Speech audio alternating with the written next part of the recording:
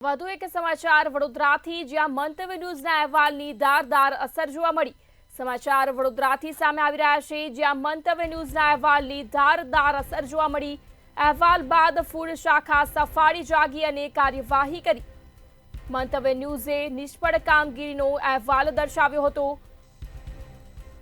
મંતવ્ય ન્યૂઝના અહેવાલની અસર થઈ છે, ત્યારે વિશ્વવિખ્યાત MS યુનિવર્સિટીના વિવિધ કેન્ટીનમાં ચેકિંગ હાથ ધરાયું।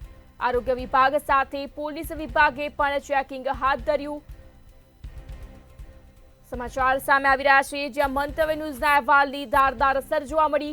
શહેરની વિવિધ કોલેજો અને હોસ્ટેલમાં પણ સઘન ચેકિંગ હાથ ધરાયું। આરોગ્ય વિભાગની 2 ટીમો દ્વારા સજ્જડ કાર્યવાહી શરૂ કરવામાં આવી। આ સાથે જ યુનિવર્સિટી અને કારેલીબાગ વિસ્તારમાં કામગીરી કરાઈ।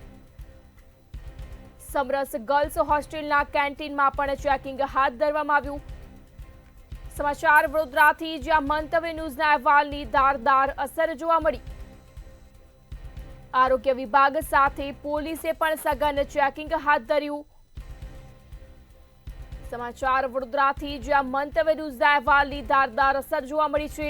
અહેવાલ બાદ ફૂડ શાખા સફાળી જાગી અને કાર્યવાહી કરી। મંતવ્ય ન્યૂઝે નિષ્ફળ કામગીરીનો અહેવાલ દર્શાવ્યો હતો, જે બાદ વિશ્વવિખ્યાત MS યુનિવર્સિટીના વિવિધ કેન્ટીનમાં તંત્ર દ્વારા ચેકિંગ હાથ ધરવામાં આવ્યું। પોલીસ કમિશનર દ્વારા મીટિંગ લેવામાં આવેલી હતી। એમાં પોલીસ કમિશનર મીટિંગ લેવામાં આવી હતી। એમાં ખાસ કરીને ટોબેકો એક્ટની કાર્યવાહી કરવા જણાવેલ હતી। એમાં SOG અને ફૂડ ડિપાર્ટમેન્ટની બંને ટીમ દ્વારા અત્યારે કાલે પણ આપણે 23 લોકોને આપણે કેસ કર્યા હતા અને આજે પણ લગભગ અત્યારે કાર્યવાહી ચાલુ જ છે। એટલે 2 ટીમ બનાવવામાં આવી છે। એક ટીમ કારેલીબાગ બાજુ હાઈસ્કૂલની આસપાસનો વિસ્તાર છે। આમ ખાસ કરીને ટોબેકો એક્ટમાં 4, 5 અને 6 કલમ હેઠળ ફૂડ સેફ્ટી ઓફિસરની સત્તા મળેલ છે। એમાં ટોબેકોમાં કોઈ સિગરેટ પીધું પકડાય, એમાં કોઈ 18 વર્ષથી નીચેનું જે બોર્ડ ના માર્યું એમાં, અને જે અત્યારે કેન્ટીન અથવા હોટલ રેસ્ટોરન્ટમાં તો ખાસ કરીને જે 60/30 ધૂમ્રપાન કરવા માટેનું જે બોર્ડ હોય છે એ લગાવેલું ના હોય તો કલમ 4 મુજબ આપણે એને 200 રૂપિયા પેનલ્ટી કરતા હોય છે। મેક્સિમમ પેનલ્ટી 200 રૂપિયા હોય છે, એટલે 200 પેનલ્ટી કરીએ છીએ આપણે। કઈ જગ્યાએ આ પોલિટેકનિકની સંવાદદાતા તુષાર પટેલ ફોન લાઈન પર જોડાયા છે। જે તુષાર, સમાચાર વડોદરાથી, જ્યાં મંતવ્ય ન્યૂઝના અહેવાલની ધારદાર અસર જોવા મળી છે, શું કહેશો?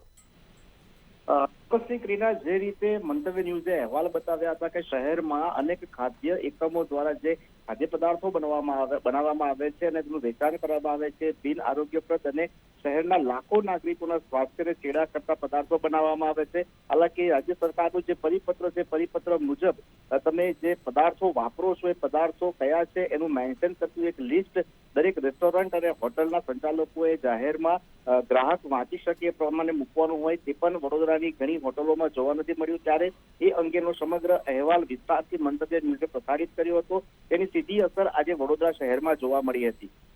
મંતવ્ય ન્યૂઝના અહેવાલ બાદ સફાળા જાગેલા આરોગ્ય વિભાગની ખોરાક શાખા દ્વારા શહેરના 2 મહત્વના કહી શકાય કે જ્યાં મોટી સંખ્યામાં આમ નાગરિકો સ્ટ્રીટ ફૂડ ખાવા માટે આવતા હોય છે, તેવા કારેલીબાગ વિસ્તારમાં અને શહેરની MS યુનિવર્સિટીની વિવિધ કેન્ટીનોની અંદર ચેકિંગ હાથ ધરવામાં આવ્યું હતું। અલબત્ત મંતવ્ય ન્યૂઝનો જે અહેવાલ હતો એ અહેવાલ પ્રમાણે જ આ તમામ એકમો ખાતે અનહાઇજેનિક કન્ડિશનમાં ફૂડ મળી આવ્યું હતું, સ્વચ્છતાનો પણ અભાવ હતો। તાકીદે શિડ્યુલ 4ની નોટિસો આપીને ખાદ્ય વિભાગના જે અધિકારીઓ છે તેઓ દ્વારા આ તમામ એકમો સામે કાયદેસરની કાર્યવાહી હાલ હાથમાં ધરવામાં આવી છે। અલબત્ત ખોરાક શાખાના જે અધિકારીઓ છે તેઓનું કહેવું છે કે આવનારા અનેક દિવસો સુધી આ પ્રકારનું ઓપરેશન વડોદરામાં ચાલુ રાખવામાં આવશે અને જે બિન આરોગ્યપ્રદ અને અખાદ્ય ખોરાકનું વેચાણ કરનારા જે ગ્રાહકો છે તેઓના લાયસન્સ સુદ્ધા સસ્પેન્ડ કરવાની કાર્યવાહી પણ કરવામાં આવશે। જી ક્રીના। જી તુષાર, માહિતી બદલ આભાર।